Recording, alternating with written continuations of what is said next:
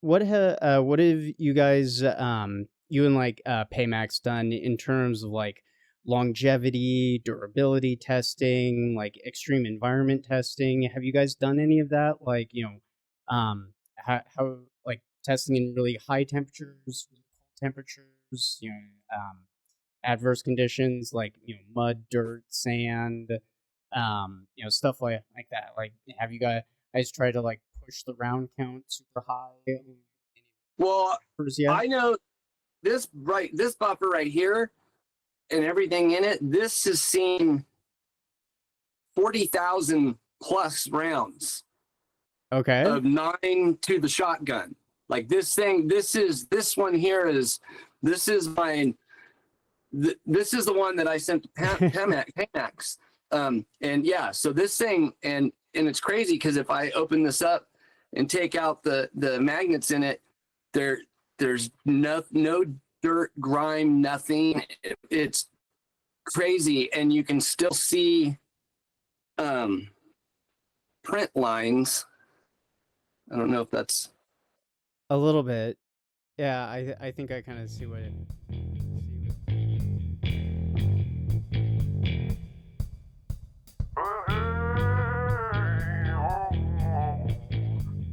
Hello, and welcome back to the Cap and Ball Saloon. I'm, as always, your host, Anders E.T. Herzberg. It may seem that there's little innovation in the firearms world, yet this AR buffer system just might be the last one you'll ever have to buy. On today's episode, we're sitting down with special guest Ryan Van Aken of FryTech to discuss his magnetic buffer system and learn more about the development and testing of the MBS family of magnetic buffers, offered by PAMax Tactical using his patented system. We discuss his career, development of the MBS-C, and upcoming FryTech projects in this special episode of the Cap and Ball Saloon. Stay tuned.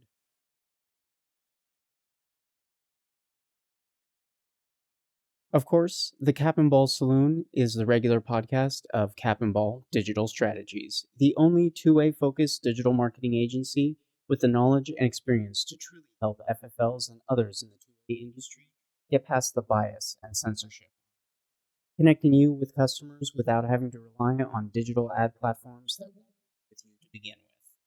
So, if you want to grow your two-way business, visit us at capandballseo.com. And now, with that out of the way, let's get back to today's episode.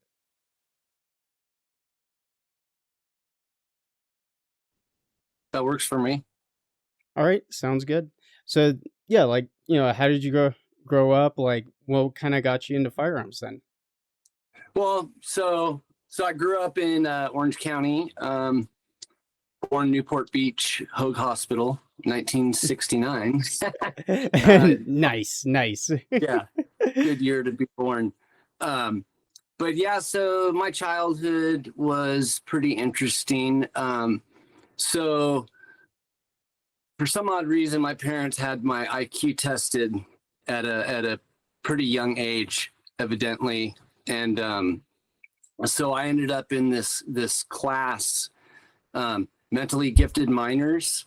And it's trippy about that. I watched that movie, Men Who Stare at Goats. I don't know if you've seen that. Yes, I have. Okay. I have family members who are my aunt and uncle who very much enjoy that movie. They were the ones who showed me that movie, and it was absolutely hilarious. Okay, so but what's crazy, so I'm watching that movie and it lines up with the timeline. That program I was in, it was like, so you had to have like, I believe 135 IQ or higher to be in it. And so anyway, I get put in this class, and I mean, I'm like probably in like 3rd or 4th grade.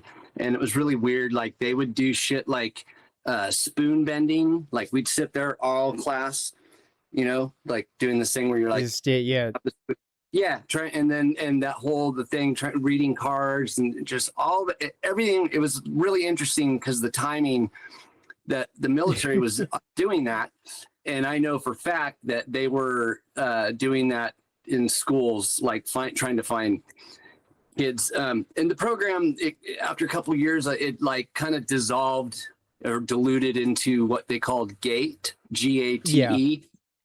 But after that, it was like, and that was more of an inclusive thing. And but yeah, so at any rate, I was in a class for gifted people, and you know, like everybody in my family was like pretty normal, and I was just this fucking trippy ass kid. The weirdo, the black sheep of the bunch. Yeah. I know exactly what you mean. Same way, same way.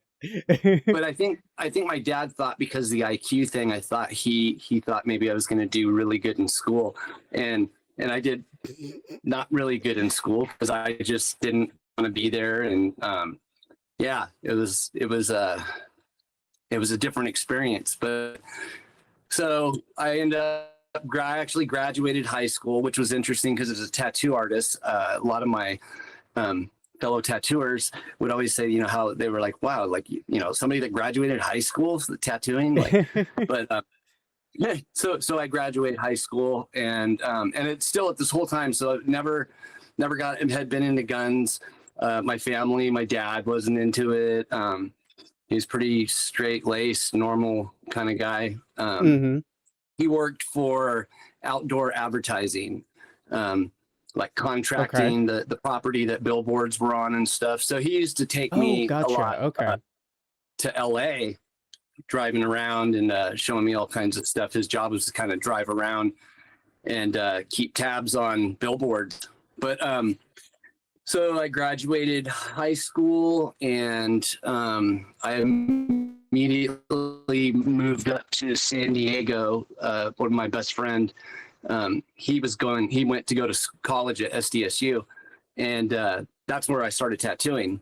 I lived by a shop, and another friend of mine who actually did my first tattoo when I was like 16, 17, he comes up to visit, ends up getting a job at the shop right next to where I lived. And then I started hanging out there, and then that's when I started tattooing. The tattoo career, I mean, it was quite a lifestyle, I would say. You know, in the 90s, tattooing in the 90s were much different than tattooing now. Like everything is more like on a politically correct level. Back then, people partied. But yeah, so my life was rather interesting through my early part of my tattoo career. I ended up going out to work in Miami. The guy that got me into tattooing, then years later, now I'm tattooing. This is about 4 or 5 years into it. I get an opportunity to go out to Florida to work at the shop Tattoos by Lou's. So basically Lou was like the tattoo king god, whatever, of Florida, or at least South Florida. I worked with the guys that ended up being on the Miami Ink show. Lou ended up dying, and then everything kind of, his daughter took over, and a lot of people left, and I needed to get back to California.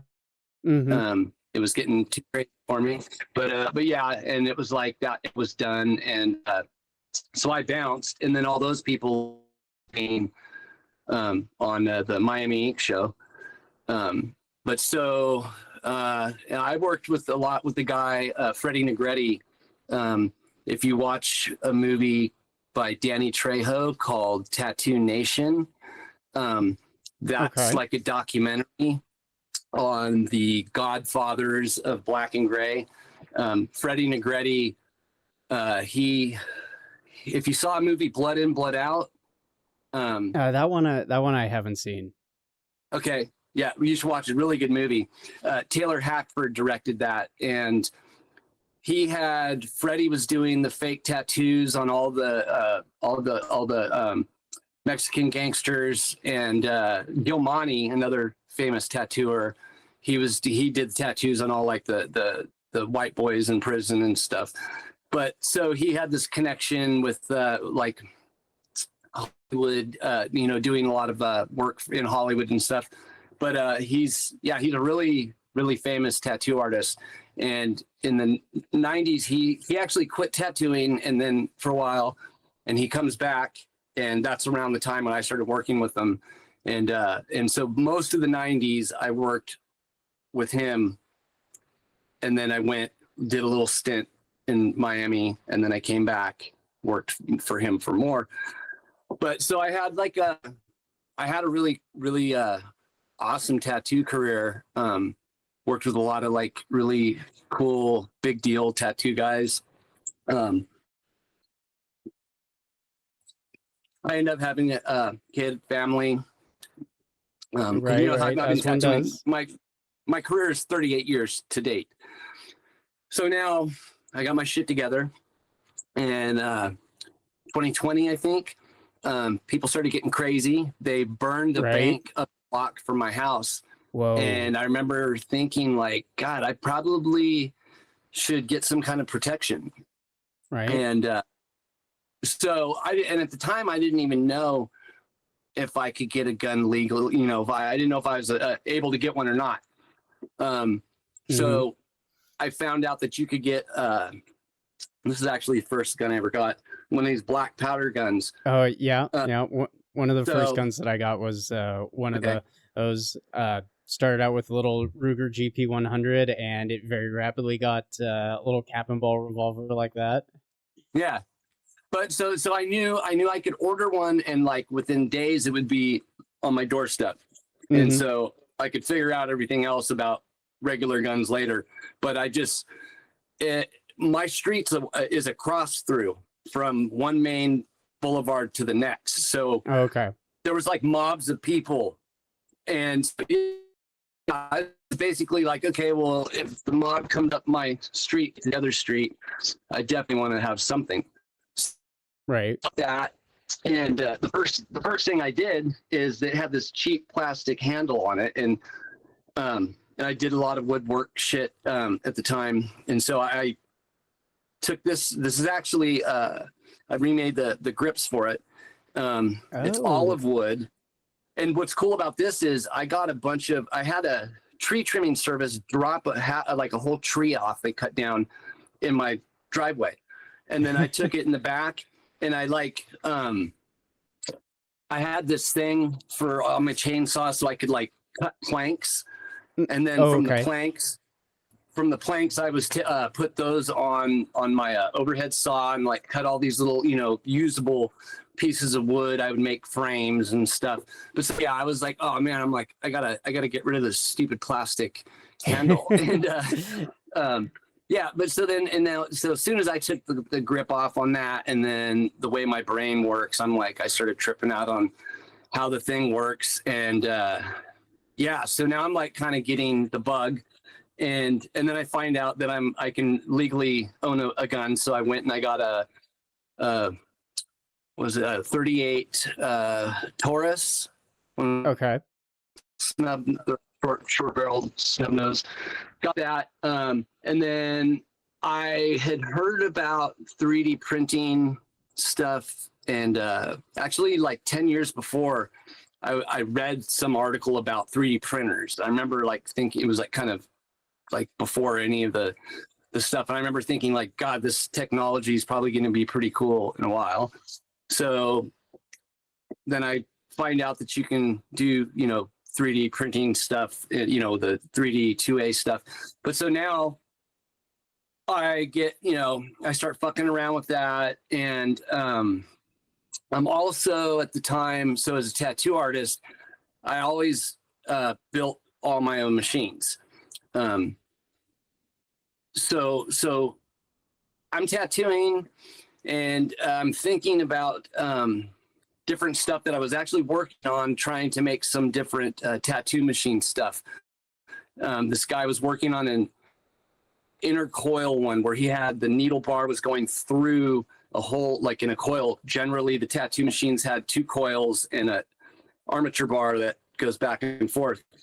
So I got all this I got all this shit going through my mind, you know, and I'm tattooing people, and now I'm thinking about gun stuff, and I'm thinking about the tattoo machine stuff that I build, and I basically came up with the ideas for this electromagnetic stuff, you know, what the Bruharia, the first incarnation of it, where it had the coil over the buffer section, and I had a battery that, so it was trigger activated, and it would send a pulse to the coil, and it would disrupt the bolt. And Okay. and then I put a magnet on the bolt, and you know, everything kind of started progressing on that. And then so then having that I had a battery, I started thinking about how there's all this wasted energy when you shoot a gun. So, and I was thinking, okay, well, wouldn't it be cool if the gun could generate power to keep the battery charged? And then from that is where I did, so I have the red dot is integrated on the Bruharia. So there's no battery on it. It's running off a power bank. But so all of that. Yeah. I remember seeing some of your posts on X where you were talking about potentially powering systems via, you know, the magnetic recoil buffer system that you're, you know, working on and have released with PAMax. I forget. They told me PAMax is that. Thank you. Yeah, PAMax is the correct pronunciation. But I thought that was very fascinating because you know, we are starting to integrate more and more electronics into, you know, the standard service rifle, if you will, and they need to be powered from something. So if you can, you know, capture some of that energy and repurpose that, so you're, you know, essentially not wasting that energy. I very much like your line of reasoning there, and I think that is potentially very viable. And it's also kind of interesting. You're talking about the like wasted energy, like some of the first attempts at creating like semi-automatic firearms were literally trying to capture the wasted energy of the explosion using muzzle attachments, the ends of the rifle to just grab that gas essentially. Cyclic action. So it is a very similar line of thinking to what you were describing. But please continue. Speaking of that, so this is like some of the stuff I'm like now, because before I had one big coil basically that covered the entire length of the buffer tube. But so I found that I can do these littler coils, and I could essentially have this lining here, and then obviously there's a, you know, this gets covered up. But so this would slide on. This is the reason why my prototype was not mil spec.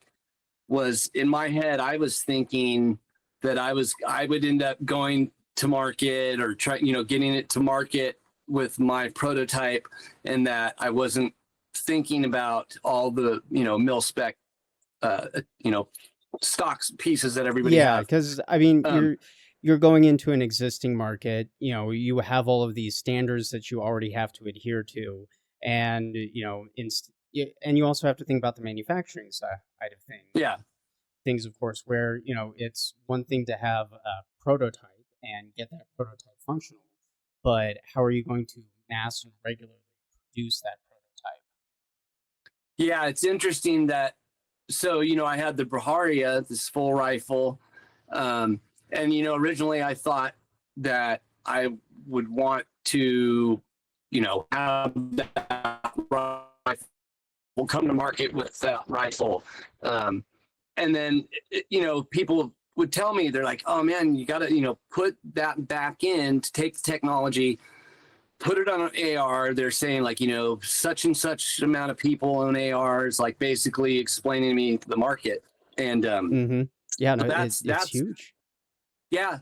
Well, and it's funny because there was probably a good 3 or 4 months that people were telling me, a couple guys were like, man, you gotta do it. Like, and I don't even remember what it was. My brain works really fucking weird, but just something tripped in my in a little switch, whoop, and I was like, okay. And now and then I designed it out, and Dewey from Novolite, I had him I gave him the designs, and he's a machinist, and so he made me my original prototypes. I did 3 different sizes. I did 6-inch, 7.5-inch, and a 9-inch, and then from that one I found that the mid one was the one I really went with, because everything was, I was able to put it on a 9mm AR and shoot any caliber there, and then on an AR-15, multiple calibers there, and then take that same exact buffer, nothing changed,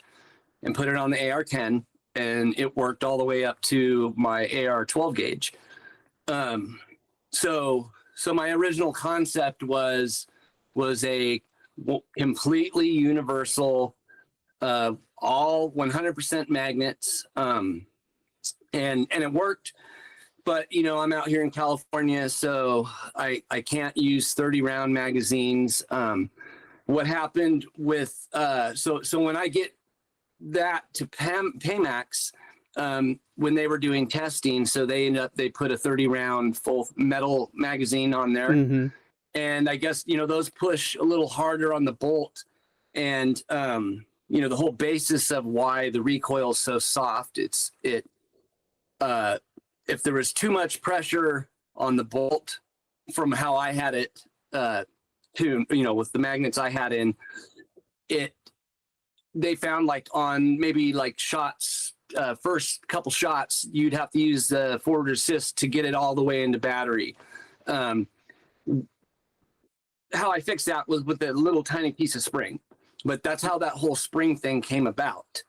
Okay, yeah, because the spring is essentially assisting in getting that last little bit of kick to get the bolt all the way home, because with the magnetic buffer, correct me if I'm wrong, but at that point you're sitting at the farthest point of where the magnets are in terms of their magnetic field, so they're at their weakest at that point, and they might not necessarily have enough kick left in them to get it that last little bit if there's that extra pressure. Yeah. Okay. So also, and another thing too was so on the prototype of mine, you see here how because the magnets are trapped in here, it loads from the back, but so there's like a nub piece here to make the the space transition from the back of the bolt to where the last magnet sits. So it can only be so long, otherwise it start kind of turning. So there was just this there's like a little space there. The way I was doing it was I printed a little nub that popped in the back end of the bolt.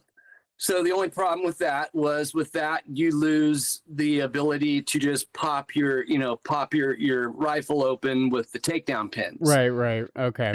So actually the little magnet piece, it helped with like I said, on the 30-round magazine, it seemed that they had like a couple shots, the first shots, that they would have to use forward assist. After that, it was fine.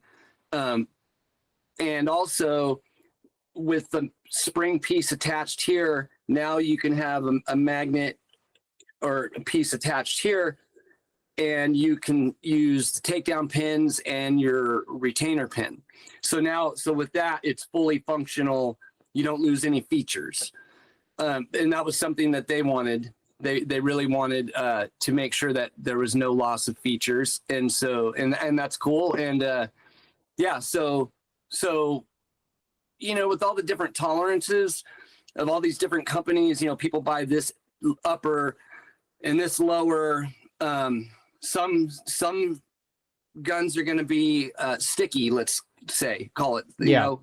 So I understand with them they wanted to make sure that when they were selling a product that nobody ever is going to have the lockup issue. So, and that piece of spring helped for that. But yeah, I mean, and everybody that knows me, I'm totally anti-spring. I mean, well, for certain uses, I believe a spring is still good. There's certain, but definitely not for, I think when it comes to the operation of the firearm of a semi-automatic, I think the magnets really, really are a benefit. And I do have, so I have a fix for the lockup issue to be able, so I'm working on this, I guess we'd call it bufferless. So everything would be in the upper. Oh, okay. So this is like the bolt. So this magnet key piece up here. Oh, so And then is coming off the gas key then? Yeah, so the gas key is still here. So it's up above here, and having 2 rows of magnets so that I can have plenty of magnets to play with for my strength, all within the upper, and not have to worry about anything extending past that. But so in the front, there's magnets. So it's like on the Glock, what I call true magnetic delay. I have on the front of the Glock, there's a magnet that is pulling. There's the last magnet, which is attached to the slide. And then on the back side, all the other magnets, it's acting spring. The magnet in the front is pulling at the slide. So when you shoot it, it's a delay, but it also helps get it back into battery. So it goes all the way. Interesting. Yeah. Okay. And so the same concept on this. Oh, that is actually very fascinating. I would wonder, like, I've seen some like third-party test data showing that the recoil impulse using the MBS-C, your buffer system, is quite dramatically reduced. I almost wonder if bringing back or using a magnetic system like that in a handgun almost wouldn't allow for like other calibers to start to properly compete with the 9mm, because now you're starting to tame some of the big issues that people have with like quote unquote snappy 357 SIG. And those rounds, at least on paper, can perform pretty dang well, if not better than 9mm. So maybe you'll end up reigniting the caliber wars all again if this stuff really takes off. That would be cool. Yeah, that would be cool, because I don't know, nothing against 9mm, but it would be kind of cool to see some of the other calibers come back as like actual options instead of just like niche boutique options that they are right now. Just like everybody builds 9mm, nobody builds 40 anymore. 357 SIG and 45 is like grandpa's gun. I like having caliber options. I mean,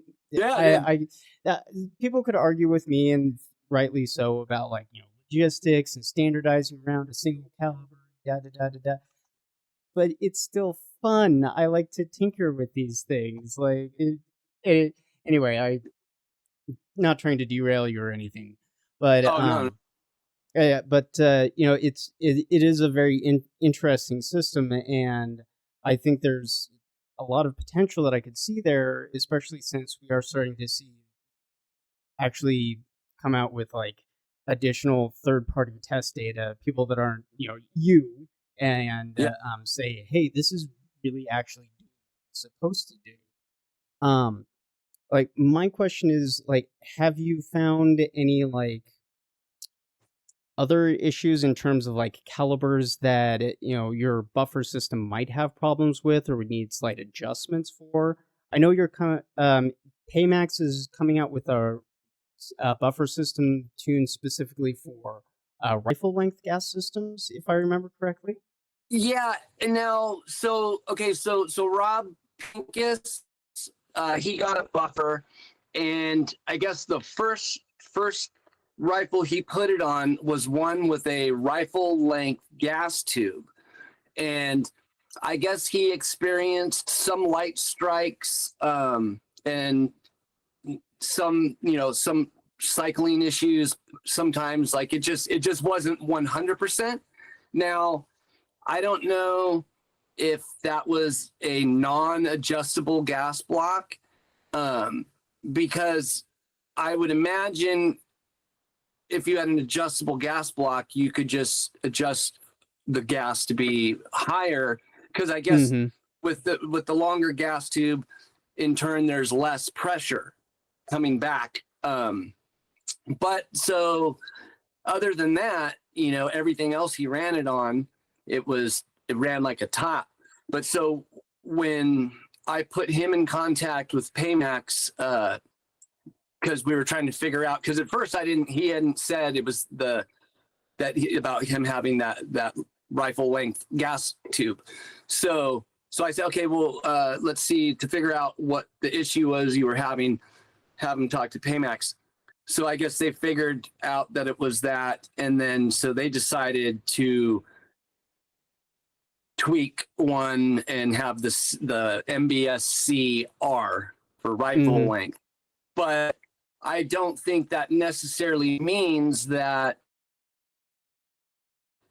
maybe an adjustable gas block on a rifle length could be tuned to be fine on the regular MBS-C. Because the reason I think that, I mean, for one, this right here, my mid-length prototype, I mean, literally I'll put this on any AR, and I put it on other people's ARs, and it didn't matter, and it always worked. Caliber didn't matter. Barrel lengths it just seemed to work. So with that being said, and the way that the MBS-C has been showing the same thing, people are putting it on their AR-9s, short barrel, long barrels, suppress, non-suppress, break, even superlative, their piston system. Because I know in the Firearms Insider write-up they did, he has, I forgot what brand it is, but he said he didn't expect it to work because they say that you have to use some specific system with theirs for that to work. I think I was reading that particular article, and I think he also mentioned some of the issues with the like loaded magazines and stuff like that, if I remember correctly. But he was very impressed overall with the results and how it was operating. Yeah. And then, and so everybody on, a lot of people on my X page have been sending data over, and they're finding that they're able to use it on AR-9s, AR-15s, I'm not sure. I know 3 blackout I've heard, 7.62 by 39. And I've done both of those on mine too, and also 5.7. But so it's pretty versatile. Well, and even one guy just commented today, said how he noticed every video he sees of somebody shooting an MBS, it's ejecting at 3 and 4 o'clock. Like, so, and he says that it's like, that's showing that it's like self-adjusting, or it seems to be working. It seems like the design is compensating naturally for the amount of recoil impulse that it's trying to handle. So I would almost be willing to bet there's probably like a range where if you for the design that you currently have, the MBS-C, it probably has a range of calibers that's pretty wide that it'll work with, and gas systems, what have you. And once you kind of start getting out of that range, you get a little bit more reliability issues. Maybe like if you were to go up to, like, say, 338 Lapua, let's just pull out some big huge cartridge, that it might not work with something like that. But for most of the common AR-15 calibers, or PPC calibers, it seems, at least from what I've seen, to be doing pretty well. And my plans right now is to get a whole of one, put together a build, and start doing some tests of my own, because this is pretty dang interesting. I like the new technology. I like the new stuff and ideas, and even if it's not perfect right out of the box, this is still something I think is a very interesting step forward. Yeah, PAMax has really been they've been putting in a lot of work on R&D on what they're putting out, and it's cool because so they've got a product. They took my idea, they put a product out, and they definitely are making me look how I want it. They're representing me good. Because with the spring thing at first, I was kind of like, oh fuck, and then okay, well, is it going to be what this, because everybody that was shooting this, they were like, wow. But yeah, so and it's everything that it needs to be. I am getting my the AR-10 version. I'm really curious on that one. So they said on the thing, I noticed it says it'll work up to 300 Winchester mag. Oh wow! Which would be those they're like ARs. One company I think calls it the AR-8 or something, but it's like in between the 50 cal and an AR-10. 300 Win Mag is a pretty decently stout cartridge from what I remember off the top of my head. Yeah. So yeah, if it's handling and cycling well with something like 300 Win Mag, that's impressive. Well, and what I want to know is so that buffer that they have, if it's anything like this one, I never got to put this. I'm not allowed to have. I tried to buy one of those from that was it Nemo. They wouldn't ship to me here. So I never got to test this one on that. But now knowing that the one that PAMax has, the rifle length, that it is rated to work on that. Now I want to see it.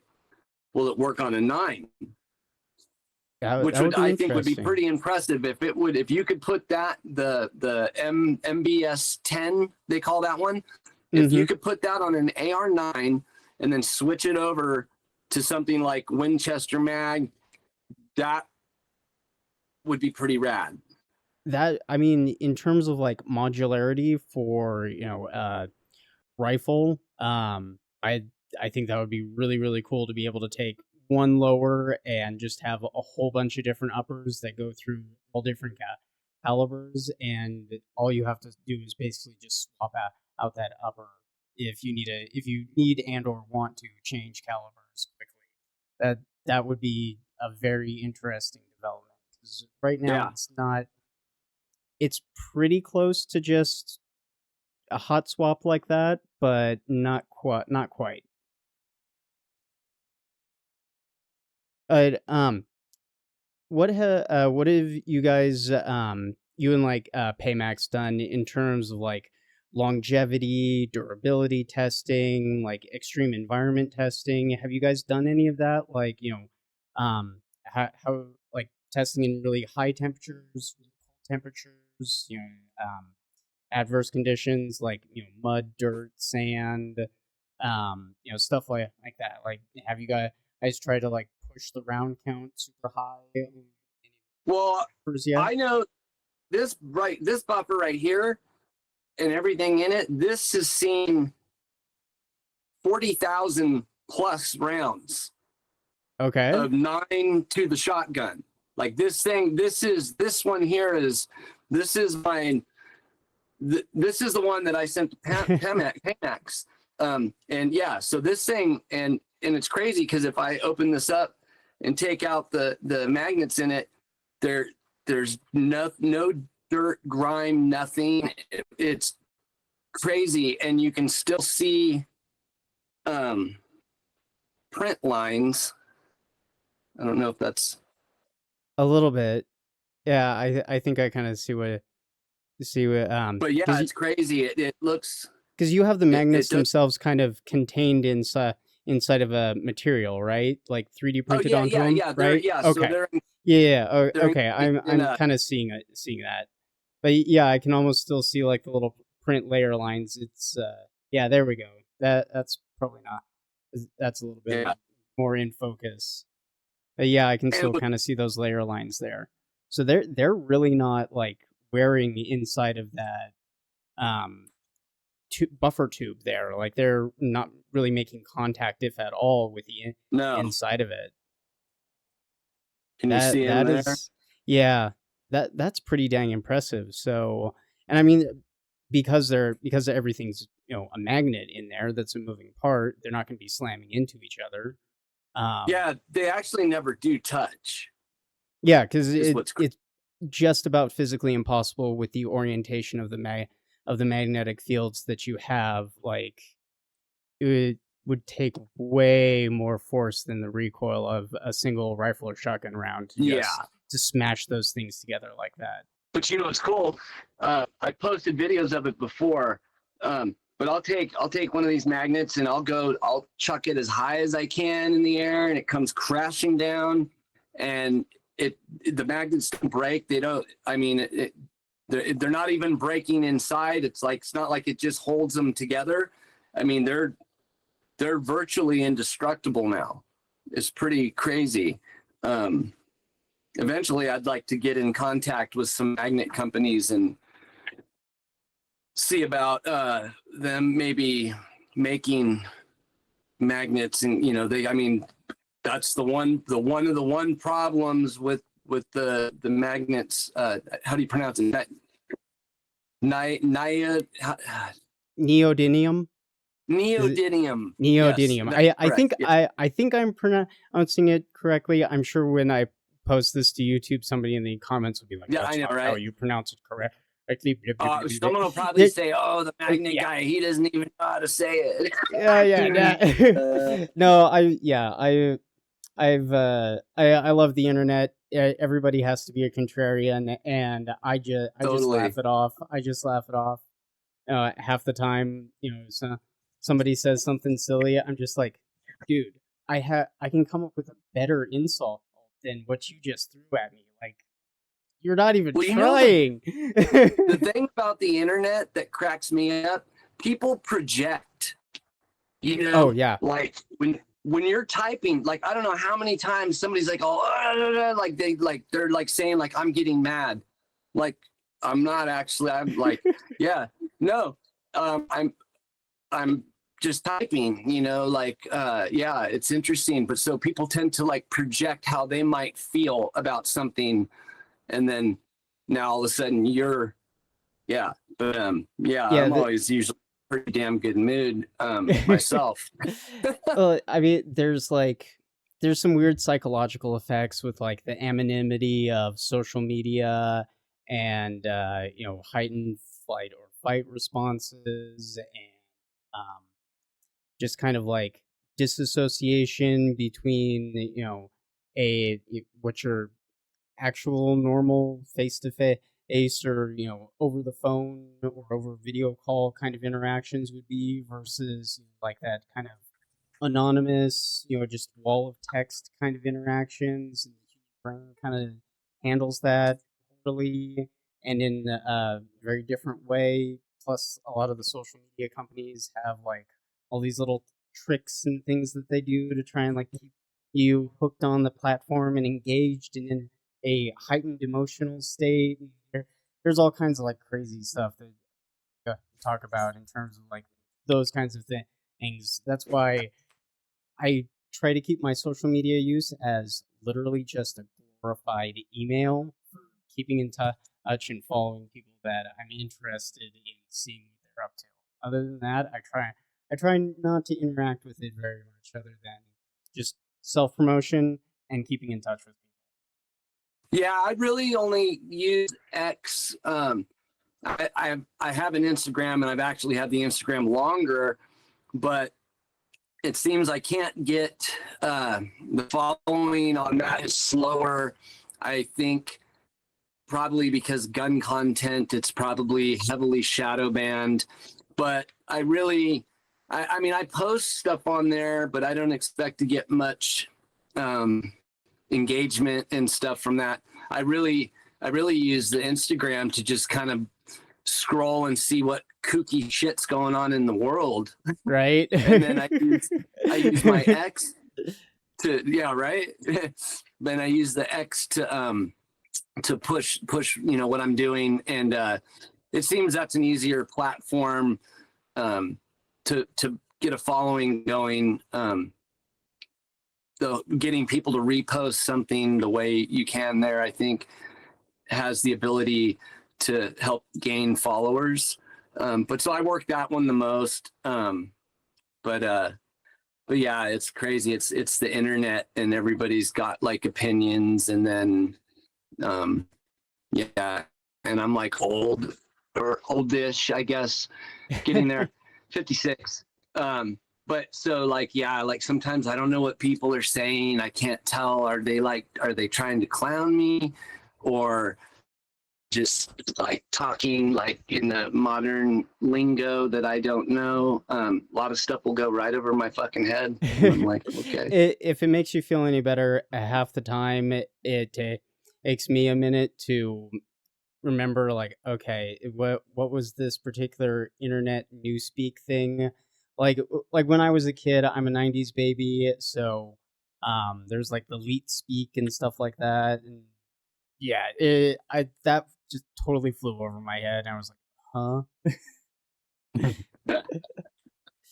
So if it makes you feel any better, you're far from alone. I have the exact same problem sometimes, just trying to keep up with the ever evolving internet subcultures that are running around online.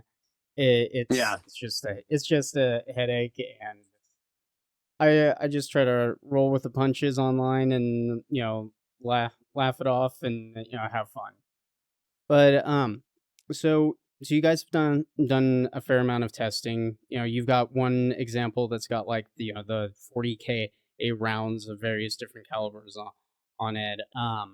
Did you guys do like have you taken it out to like Alaska in the middle of the winter? Oh, Like no. into Arizona during like the middle of summer or something like that. Well, it gets really hot here. So I mean, as far as hot desert type hot, it's seen a decent amount of that just on my end here.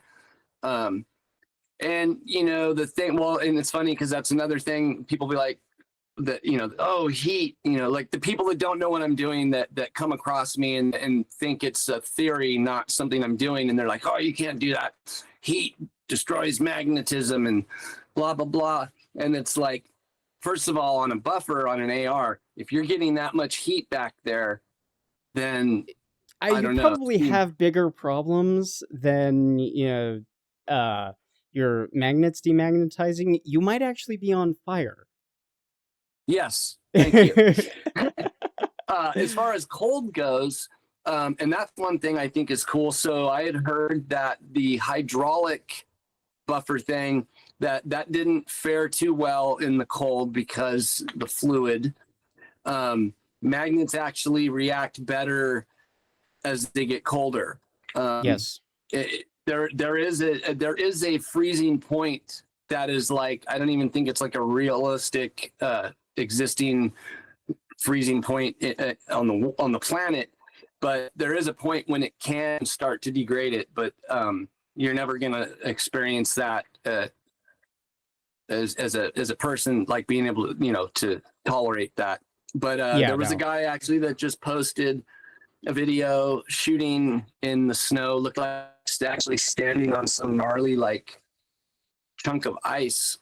But yeah, so in the cold, it's going to work fine. I haven't taken it out and dragged it through the sand or anything. I don't think, I mean, obviously, since there's magnetivity here, you could probably have the potential to have to dust off your stock piece if you dropped it in the sand.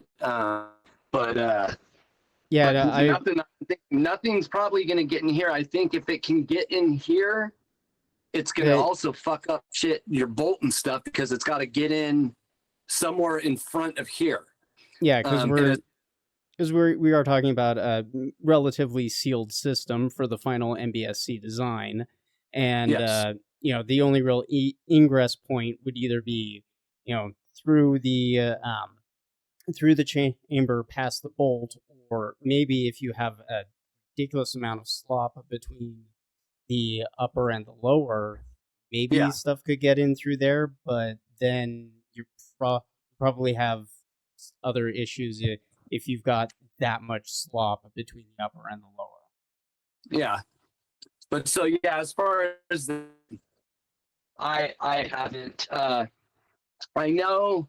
Okay. So I'm going to take a guess, being that PAMax is, they sell to law enforcement and military. They have that whole thing on their website. Yeah. So I know that through their whole military thing, they probably have an agenda to wanting to get their stuff in use by law enforcement and military. So I don't know what testing they may have done, but I wouldn't be surprised if they're doing stuff and taking notes, on that end. Yeah. So, I mean, cause there's the whole thing where when it comes to like, is this adaptable to a military thing? And then, you have some people that are going to say, oh, a compass, or like, can it, how can you throw it in a pile of dirt or whatever? I don't know. I think it has the potential to have, and there's the, even like the compass issue, there's actually things that can be done to control the magnetic field, so I think if it was really that much of an issue to deal with, the military would just do what you need to do that. There's Like maybe modify the materials of the stock or something like that. Yeah, or just Okay. something that sheath around it of there's certain materials that can deal with that. But yeah, so I mean, I don't think that's necessarily such a problem. And then even somebody had asked about a pacemaker, and what did they say? Basically, it was said that there wouldn't be enough magnetivity from one of the buffers to fuck with a pacemaker. And modern pacemakers are supposedly made even better now. But yeah, I think that's like a something that needs to not be so sensitive just in general, because I think people would be having plenty of problems, if it was really that sensitive. Yeah, I mean, I'd have to like sit down and, do numbers and do the maths on it. But yeah, I have a hard time just intuitively thinking that a magnetic field from the buffer system would be able to get deep enough to mess with the pacemaker. You know what That it was something I was? hadn't even thought of. Yeah, actually, okay, that's what was said too. The force of recoil is actually something that is more of a threat Yeah. to the than any magnetivity. So then there you go. The lack of recoil. It's Hey, maybe it's the safer option. yeah. I think maybe we could do some testing. And actually have that as like proven theory. But yeah. So yeah, I think there's a lot of potential for it. A lot of the things that people have tried to say is oh, well, what about this? Like, the I guess what the naysayers or whatever the word for people that aren't down with the magnets. It's all been debunked, the breaking, the thing of them breaking and even these covers, that also was heat. So the Glock, somebody was saying about with the Glock that I did about the heat making the magnetivity die. if the barrel gets hot enough to transfer heat to destroy the magnetivity, the polymer frame is going to become flimsy. Yeah, and I mean, various like Glock and other Glock clone manufacturers have been doing polymer guide rods for ages now. So yeah, no, I don't see that as ever being I didn't an even think of that. actual issue. Yeah, no, I Yeah, mean, like, how many Gen 3 Glock clones are there out there with guide rods for their recoil a lot. springs? Yeah, exactly. And how often do people have issues with those in terms of them melting? I I don't think I've ever heard of a scenario where one of those is like failed because the guide rod melted from heat from the Yeah, barrel. Like, if you're to that point, you've probably done something to like try and shoot the gun so much that it's overheating. Rounds are just starting to cook off. Like, you're doing some full auto burn down test or something like that. And at yeah. which point, why do you still have a plastic guide rod in it?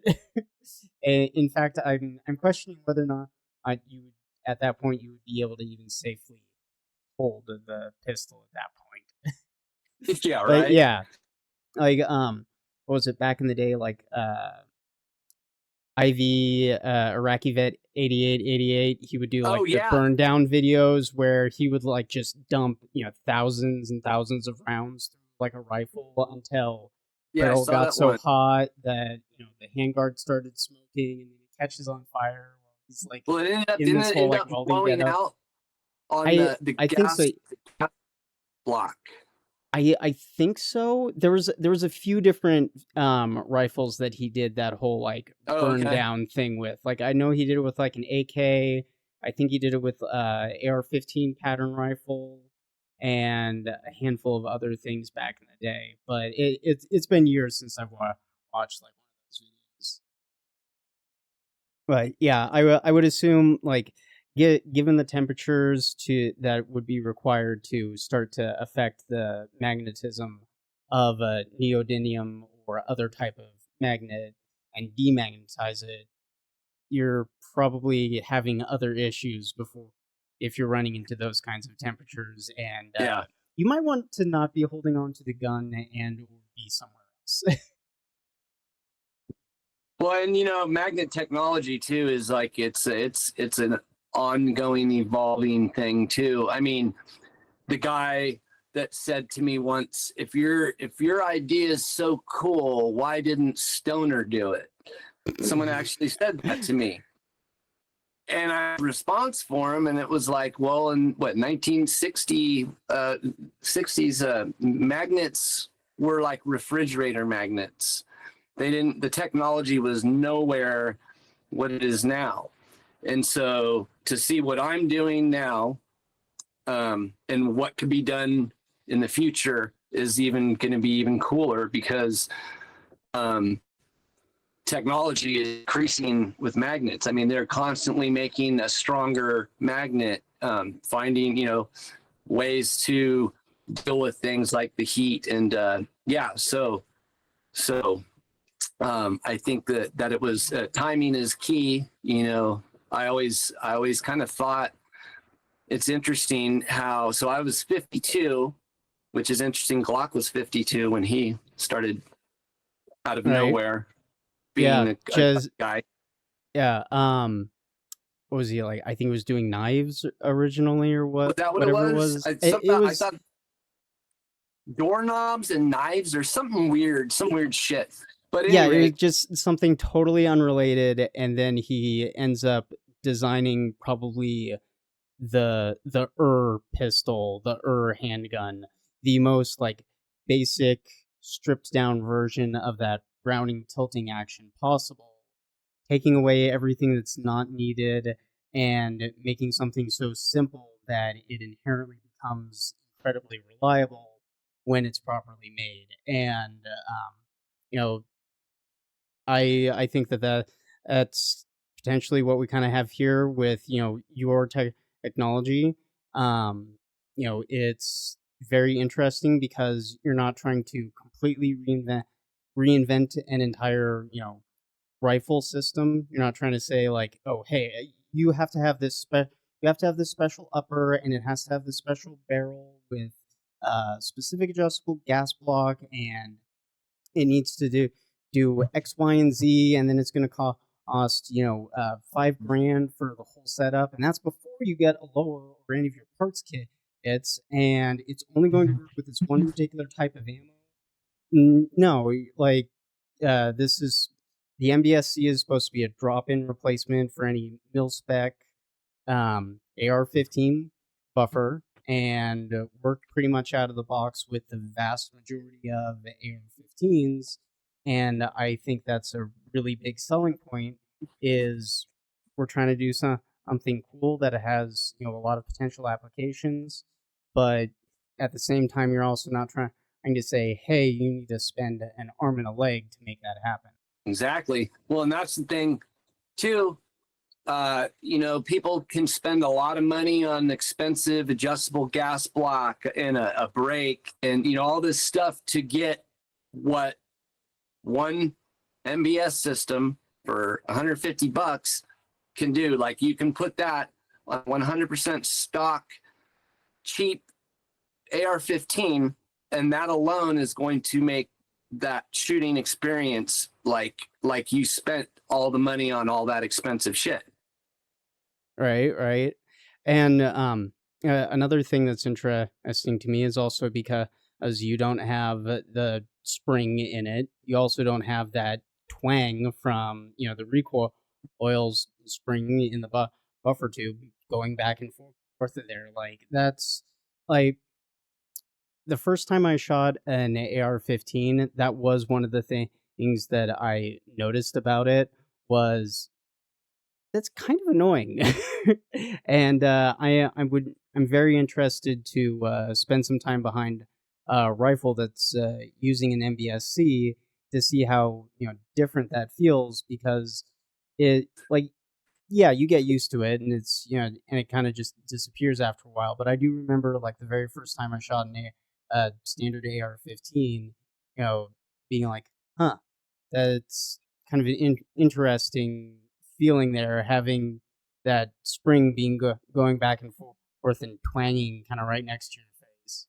But I've seen like your kids have shot some rifles with like the MBS-C prototype on it, right? And I've seen a few other people have their kids try it out. So it seems like you're helping spread love for the Second Amendment, to the next generation. Well, who hit me up to they want to get one they want to feature what is it, Kid Safe? Oh, okay. So, Derek what's his last name? Can't remember his last name. I met him at SHOT Show. He's actually been following me on my Instagram. But yeah, it's like they teach kids gun safety and stuff. But yeah, it's pretty cool. They think that that's something that would be beneficial for what they're doing. So yeah, it's looks like it's going to be featured. That would be cool. That would be a really cool opportunity for you. Yeah. Absolutely no problem. And that's some cheap 55 grain. Here's some green tip. I hope I don't go all the way through the berm. See what happens. It just runs. It runs smoothly. And again, it's more of a push than a punch. So does it work? Yeah, just like a lot of other aftermarket and especially new innovative stuff. It works better in some configurations than others. Works really well in this particular setup. I'm going to butcher the pronunciation. Bruharia. Bruharia. The Bruharia. You have the AR-15 bufferless system that you're working on, that upper that you're showing me. You have the Glock pistol, the Glock style pistol that you're working on with the magnetic recoil system as well. And I recently saw you were posting about a 12 gauge for more of like a standard shotgun. Yeah. So where are you with that, kind of, if you can talk about that a little bit, because that's very interesting to me. I'm I really I'm not as just familiar need, with the like 12 gauge recoil systems off the top of my head as I am, like the AR-15s and AK pattern rifles. So, like, what kind of challenges are you running into something like that right actually, now? from what I looked at, it looks like it's going to be even like easier to do than these Really? AR-15 ones. Yeah. Huh. Um, yeah, this so far. So I'm supposed to get a couple shotguns from this one company. I don't know if I'm allowed to mention names yet or whatever. I don't know how that works. But basically, I talked to uh, this company at SHOT Show. Chad from Firearms Insider introduced me to them, and they asked like, "Oh, can you do it to one of these shotguns?" And and I already kind of had looked over some stuff, and basically knowing that there hasn't been anything I have not been able to implement it on yet. So yeah, I was like, yeah. And then they emailed me. I emailed them. They told me to email them after SHOT Show. They emailed me back and said that they were going to shoot me a couple shotguns over to make it happen. So it looked like it was trying to reconnect my internet. But yeah, this one probably would be a lot easier to get done.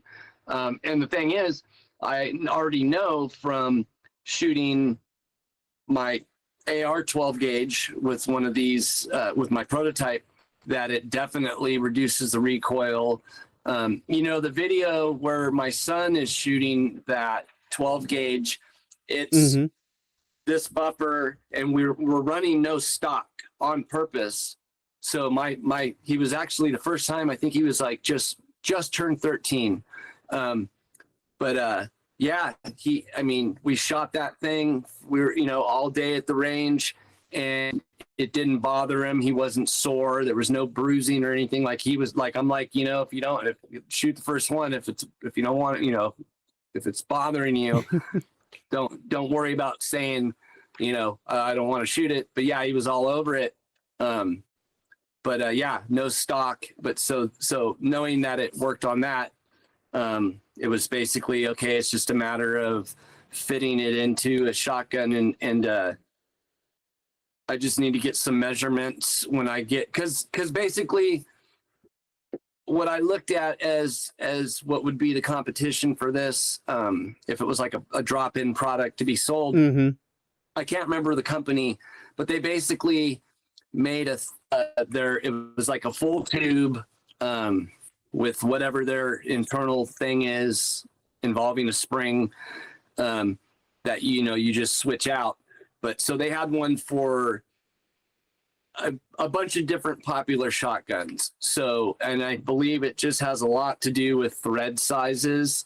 They all appeared to be about the same length and diameter of a tube. But so whatever I do with this, I plan on doing it so that it can go on a variety of semi-automatic shotguns.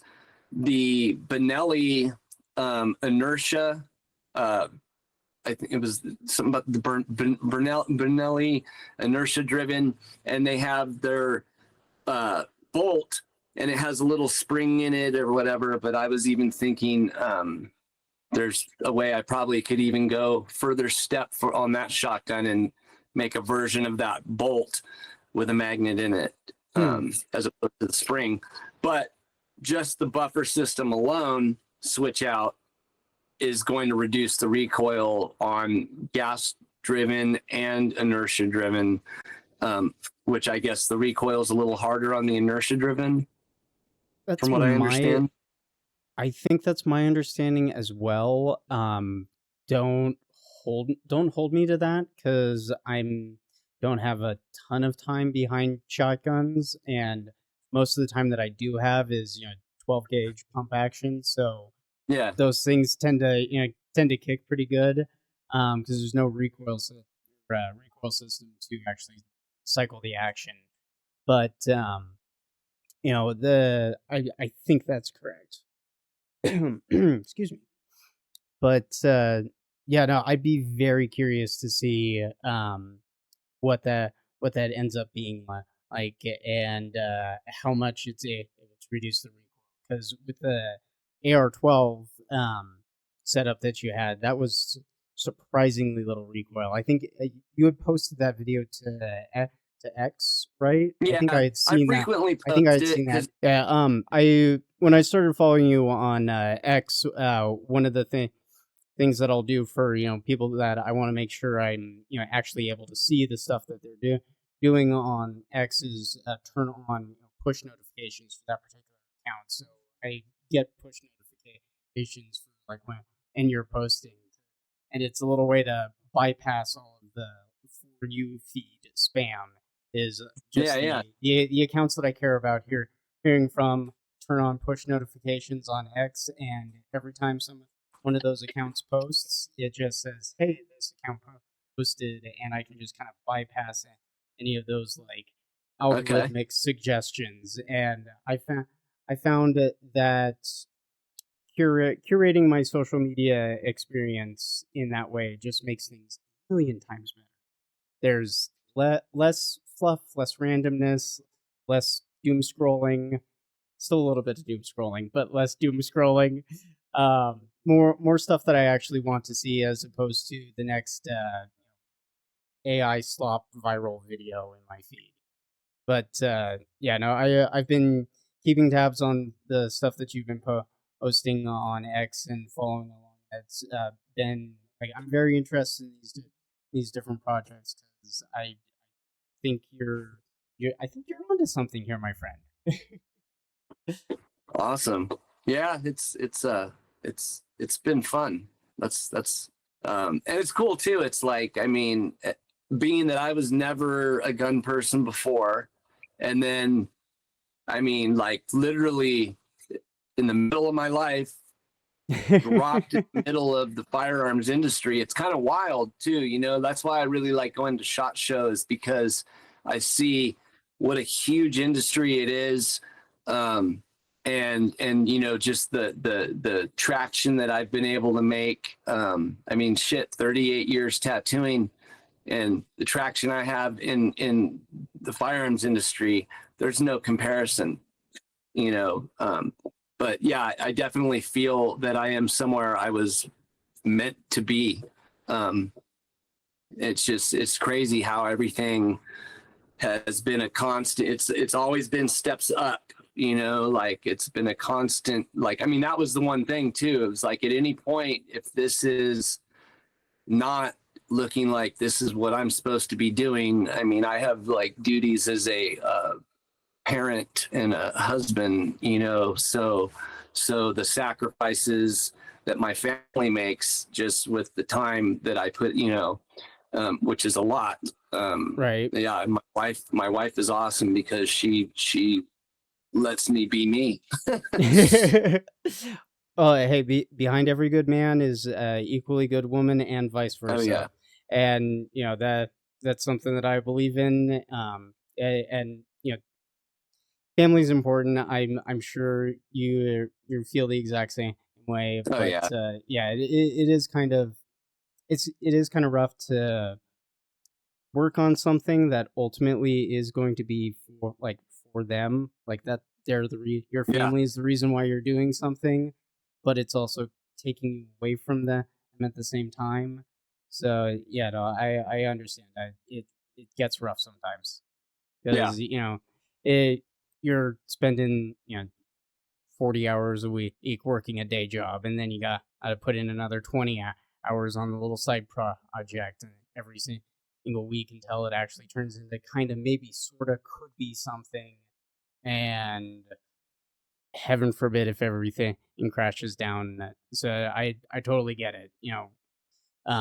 Cap and Ball Digital, that's my baby, and trying to build it up, but it takes a lot of time, a lot of effort, a lot of having to juggle multiple hats and figure things out, and work on an absolute shoestring budget, and you have no idea if your whole house of cards is going to tumble down tomorrow because of one wrong little thing.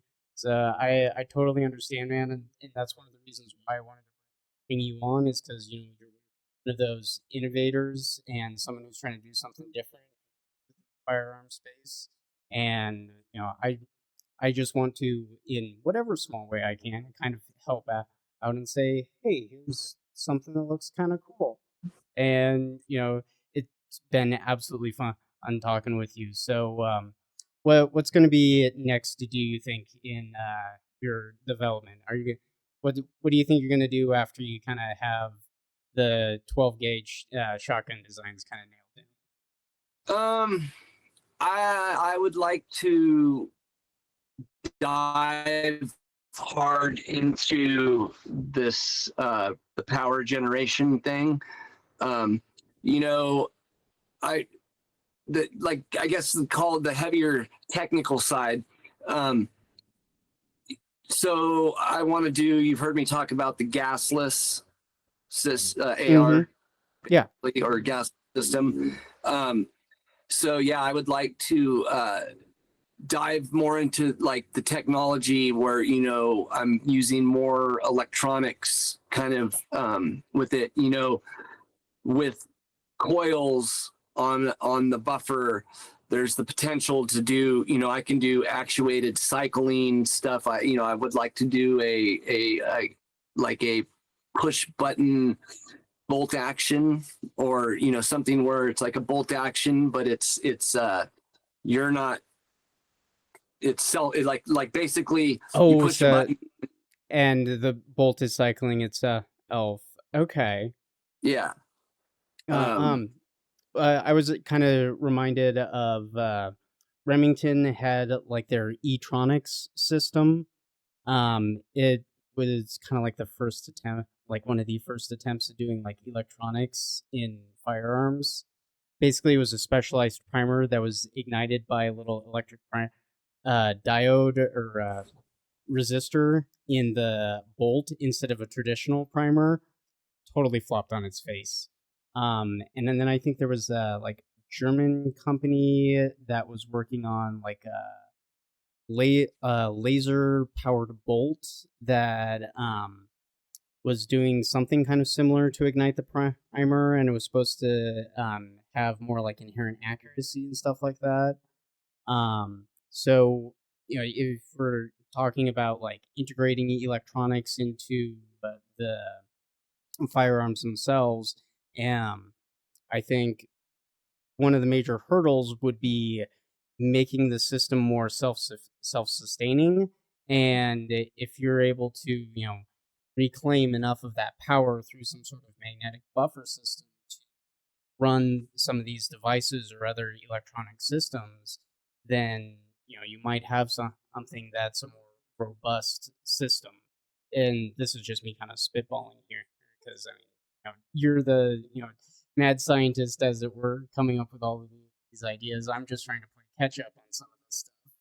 But I could definitely see some use cases for designs like that, integrating magnetic systems to reclaim energy and actuate bolts for improved accuracy, stuff like that. Caseless ammo is another thing I'm interested in. What is it? The G? Is it the G? G2? G2. G2. HK? Yeah. HK. Yeah. Yeah. That they're. Wait a minute. Hold on. I'm like ammo. Mandela affecting my head. G2. But yeah, G2, so there's some stuff with caseless ammo. Yeah, I got a lot of stuff that a lot of ideas. As this next year, hopefully, FryTech will grow, and and then basically I plan on getting out of California and having my lab and get all the FFLs, SOTs, and whatever else I need to be able to do stuff that I'm not able to do now. But yeah, I have a lot. G11, the G11. G11. Is where I was like, wait a minute. I know that G2, G10, G11, the H&K caseless ammo rifle. I don't know why for the life of me I Mandela affect my brain into not remembering that correctly, but yes, the G11. I was like, wait a minute. But so getting like the FFLs and SOTs is kind of like your next like major plan in getting out of California. Yeah, I mean, the only reason we never did any of that here was because we know we're getting out of here, and even at that, I mean, it's just like there's just a lot of just fucked up shit with the rules out here. But yeah, so I think I can flourish in a free state. Right. Yeah, like right next door to you guys, in Nevada, Reno, and I'm just looking over the border like, what are you guys doing? I mean, we have our problems over here, but what are you doing? Yeah. Yeah, it's bad. It's yeah, but I mean, being born and raised in Northern California, and it's like you get to a point and you're like, it might not even be worth saving, you know? Yeah, and I mean, I totally understand not wanting to leave. Southern California is beautiful. I'm, up in the Tahoe area quite a bit. That's beautiful countryside up there, up in the mountains around all the trees and by the lake. Just absolutely. So California is beautiful, beautiful state. Except for the Bay Area. The Bay Area, I've been there a few times. I don't like the big city. It's got its charms. If there's anybody who's gonna watch this who's from like San Francisco and really, really likes the Bay Area, it's got its charms. But yeah, this is one part of California I don't ever want to go back to. Yeah. Yeah, I don't know. There's I can't remember much of what I liked in San Francisco. Anytime I was going through there, driving through, going to Northern California, and it's just kind of like, yeah, whatever. And it's really dirty now, but Yeah.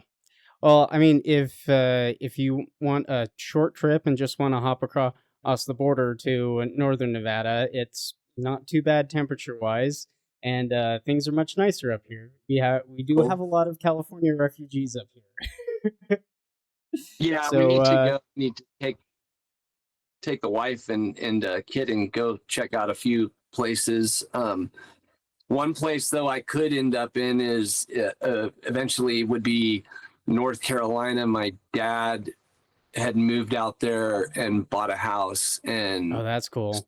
Supposedly the house goes to me. I don't believe it, but supposedly, yeah, I think it's Asheville, outside of Asheville or something like that. But so there's the potential of that, and but then, and even at that, I don't know, is that too far east for me? I don't know, but so Doug moved to Tennessee, and that way, and he's closer to where Zeke is.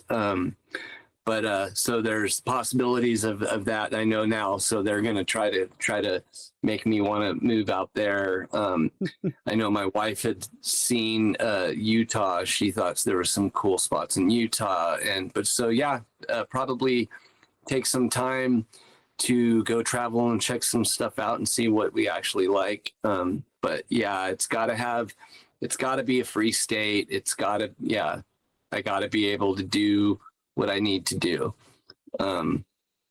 Yeah, anytime you're limited by circumstance, it's like you got to rectify that problem. Well, in that case, I won't take up too much more of your time, but where should people go online to follow you and check out what you're doing? So online, oh God, what is I can't remember my Instagram. Do you have it there? I think I might actually. Cool. I can't. I'm on my iPad, so I can't switch over without losing screen. Let me get my X. Oh, so for the buffer, you can go to the FryTech website, which is frytech.biz, and there's a link to buy the buffer that takes you to the PAMax website, which is pmtactical.com. And you can buy any of the versions, the MBS-C, soon CR, and the MBS-10. You can get there. The best social media, if you want to be really engaged in with me and where I'm mostly posting and relatively on the most, is X. And my X it's Fry from FryTech. The @ is @ capital FRYTECH LLC. Awesome. Well, and then Instagram, I have you Fry from FryTech as well. So I'll put links to all that stuff up in the video descriptions on YouTube and Rumble. I'll go along with this video for you. But thank you again, man, for hanging out, spending time with me. I know you've gotten some invites and done some like far bigger shows than my YouTube channel, but I really do appreciate you sitting down. This has been an absolute ton of fun. And hey, if you're ever in the Reno Sparks area, Northern Nevada, drop on by. I'm more than happy to show you around, man. Rad. Hell yeah.